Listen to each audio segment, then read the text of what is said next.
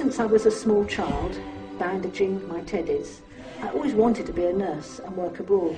I'm not sure why, it was just something powerful inside me.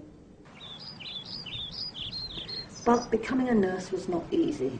School was a nightmare for me. I was put into a lower class year and was unable to read or write until well in my teens. I was even bottom of that class and ended up in the reform class with all the other so-called dunces. It was only when I was in my 20s that my mother read about dyslexia in a woman's magazine, and we realised that that was what I probably had. I eventually managed to become a nurse by working hard at what I was good at, which is caring and compassion. Of course, to pass the exams I had to work twice as hard as anyone else, but I got there in the end.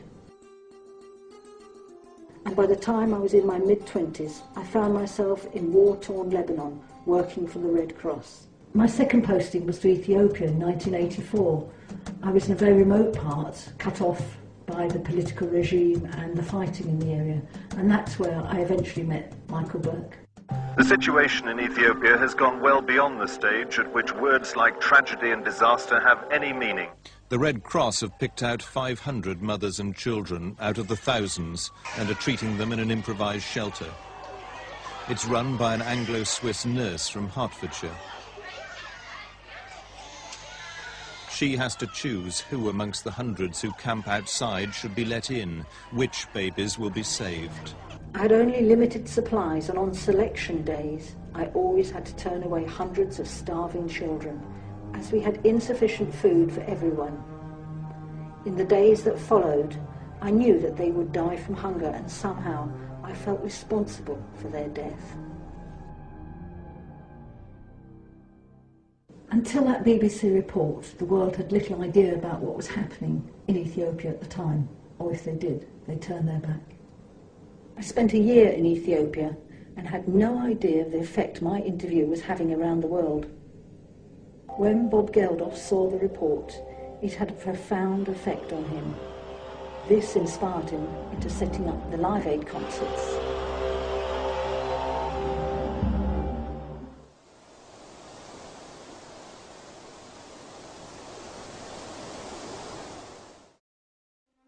I've spent much of my life working in a variety of war zones as a nurse for the ICRC, which is the Swiss branch of the International Committee of the Red Cross. They are the guardian of the Geneva Conventions. I worked in over a dozen countries with the ICRC, but in 1993 I found myself in the Ivory Coast where I got malaria and came close to death. It meant that I couldn't work in a malarial zone again, and I found myself as a training officer in Geneva with the Red Cross. Ever since my first experience of working in a war zone, I knew that war was wrong. It comes at far too great a cost of human life. And I knew that there had to be an alternative. I looked to my Christian roots, but I found the idea of a deity deciding my fate terrifying, especially after all my experiences of seeing different religious factions involved in bitter conflict. I needed something I could use here and now.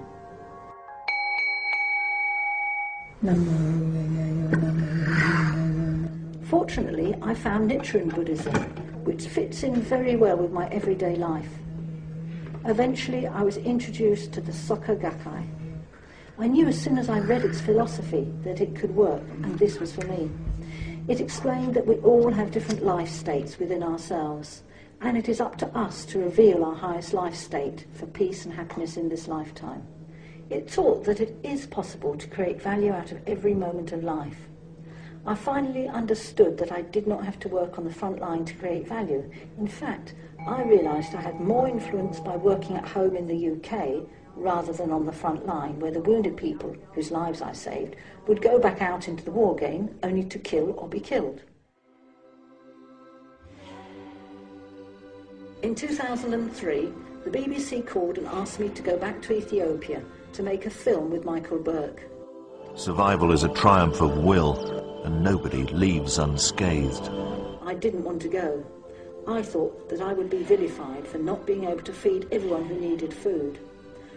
Although people praised me for the work I had done there, I still felt I had condemned thousands to their death. One of my friends pointed out that I could take this opportunity to create value out of all I had witnessed and lived through.